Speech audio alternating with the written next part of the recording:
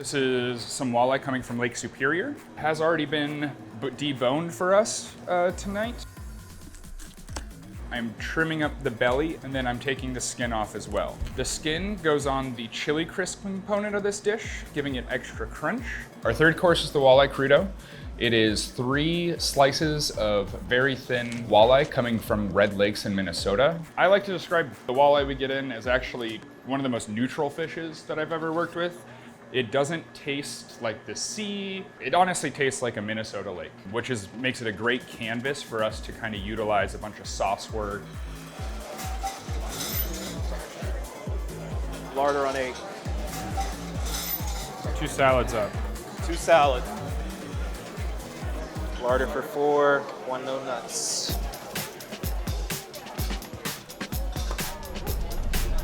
So I actually break down this fish kind of into 2 sections. I follow this line right here. This is where their pin bones are. And their pin bones end right about here. We actually don't use the tail for crudo. We've been using it to R&D like a smoked dip coming up on the menu. So what I actually do is I just come around here, kind of do a C cut just to get all those bones out. This also allows us to have one really nice loin to make very even cuts of crudo. So since taking over the menu, there are specific products that I knew that I've wanted to use. The walleye specifically was one. And that's kind of the start of my creative process, is finding the product first and then kind of using whatever knowledge I have after that to create a dish from said product. Yeah, so now that we've taken the tails and the loins and gotten all the pin bones out, I'm gonna pass over a few loins to Chef Christian so he can get them sliced for our crudo.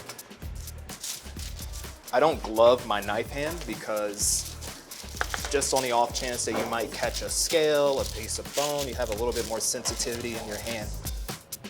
You don't want it to be too thin because it's such a small bite, but we also don't want it to be too thick because the texture on the fish is really important. And it's kind of the most important part when you're doing a crudo. So these are whole walleye. We've taken the fillet off and we're using the bones right now. We're gonna roast in the oven until they have a really nice golden color to them. And then we're gonna make a stock from there. I take the bones and I roast them until they're a nice, really golden color. This is gonna be the consommé or fume that you sip alongside the crudo. I also always save a little bit of the stock before, and we kind of add that as a mother stock. Just pour in some boiling water on all this fond that's developed while roasting the bones. It helps release all of this fond that we're gonna add back to the stock. In any type of stock, the fond and any of these crispy bits on the bottom are where all the flavor is.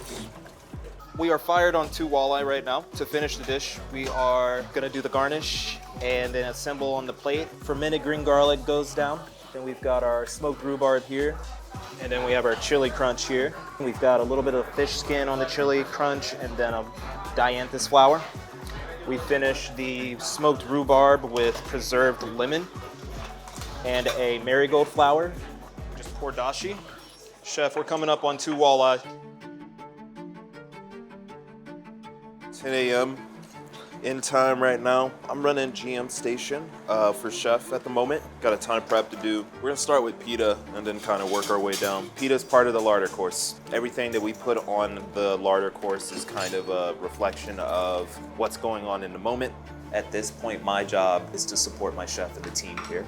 You know, the whole intent is for Chef Braden to put his impact on the food outside of your flour. If you have a really nice yogurt, and these guys are really nice, they make a plain yogurt that's super thick and it tastes really, really nice.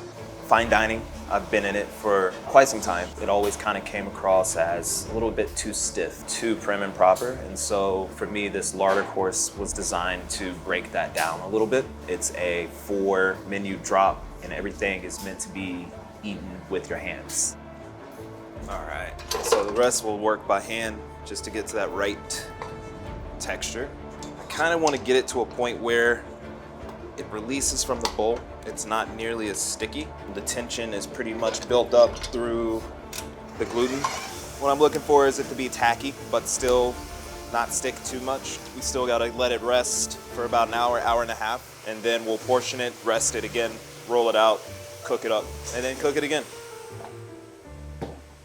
On to the next. So right now, my priority of what to change on the menu is our salad course. I wanted to do a Thai som tam, or a version of it of some kind. Of course, we don't have green papaya here in the Midwest, so I wanted to sub it out with kohlrabi and maybe some peas, sugar snap peas as well. Right now I'm making the dressing for it. It's typically sometimes used with those dried small shrimp, and you crush it up in a big bowl. We don't have any of those shrimp at the moment, so I'm gonna rely heavily on fish sauce and some more umami flavors like gochujang and gochugaru.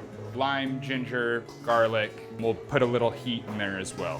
What we have in common is definitely our love for like local vegetables. Like that's like, you know, produce, dairy, wherever we can find it, and then play with it. We're not scared to try any type of cuisine. We kind of have, I would say, a little bit of a global technique in our background, and so we mix the local product with global flavors and techniques. I'm not too far away removed from my first executive chef job, which was less than 4 years ago. With that in mind, I want to be here to support Chef Braden, but also it's his opportunity to make mistakes and to also succeed. So the goal is to give him the opportunity to do the thing, be around to pop off questions, talk food, but really give him the opportunity to shine, because that's exactly what this workshop is about. I mean, this whole dish, like anything the chef does, what it starts out right now isn't what it's gonna finish like. A dish is not complete until it's its last day on the menu. If you add the shrimp in there, or like a shrimp paste, That's what I'm thinking. that's the funk, and then we'll just have to make a veg dressing.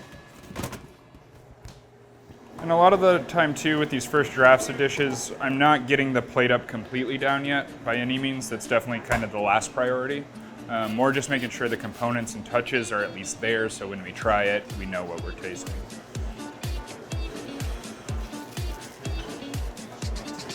We don't have palm sugar, but it does need a little bit more sugar. Yeah. But I like where that is. That's what you want. Cool. No, that's awesome. Cool. All right, let's get it on by Friday. So now we're gonna start rolling out our pita dough. It's been rested, proofed up again. So after we portion, I'm gonna roll them into balls, and then we'll let those balls rest. We'll get the plancha started. We'll roll them all the way out, and then we'll cook them all the way. Then after that, we'll let them cool down. Then we'll cut them, and we'll portion them and fry them.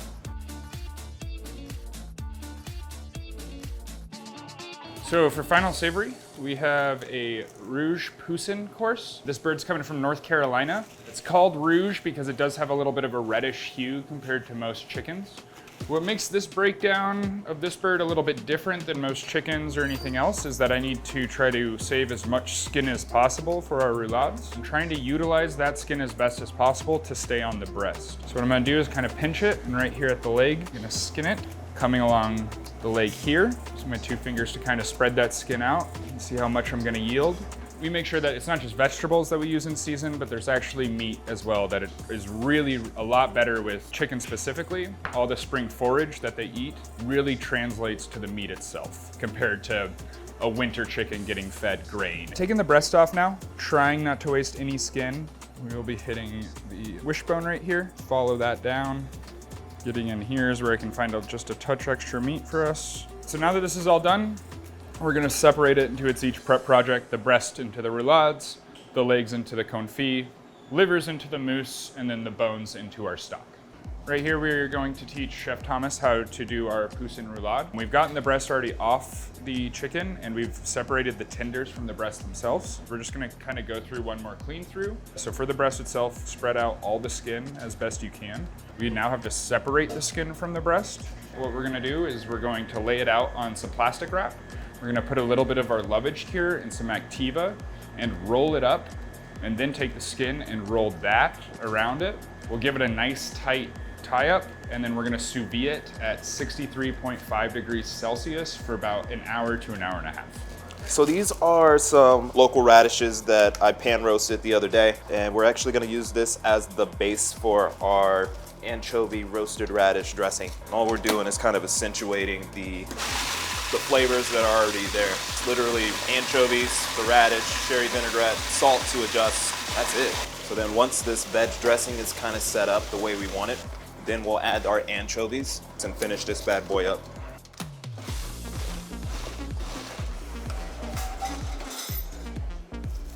We're about 10 minutes away from breakdown. We basically scrub, sweep, mop, all that good stuff. We're gonna finish up staff meeting at 4:30, and then we're an hour away from service starting. I prefer working with small teams. It's where you can really get the most out of what we're doing here. But it's a do-it-yourself team, so we all take responsibility for the dishes, cleaning, everything like that. So there's a lot of equity with all of us, and I think that's what really helps everyone with the camaraderie and the teamwork aspect of things. So we are less than 10 minutes away from pre-service, which is kind of the start of, really honestly, the start of service. So service starts first table in at 5:30. So right now we're kind of finishing up small touches, getting garnishes ready, setting up stations, and then we're gonna go at it. For those of you who were not here over the last couple days, our bread is changed to a sourdough baguette.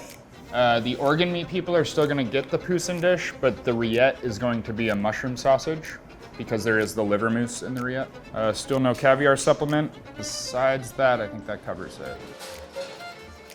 You know, just a little touch. Anytime someone wants to come here and they celebrate something and they let us know, we always get a card ready for them that staff is all signed. The roulettes are out of the sous vide. Now I just open them up so that they're ready for service, so that the skin just dries out and we get a nice sear on them. Larder for 4, 1 no nuts. It's really fun to be able to do everything in-house.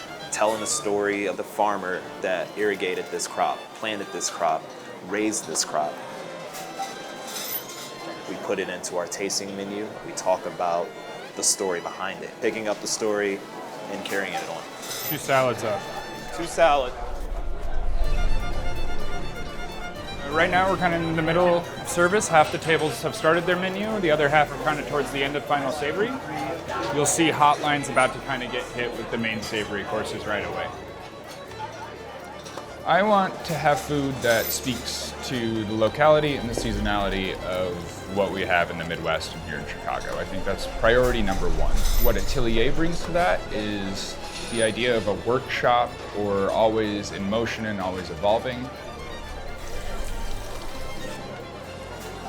It's really nice not to be restricted to one type of cuisine or one type of technique or style. I think that's one of the best aspects of this job is when we can all do that together. Hash 2 birds. Table 7 walking.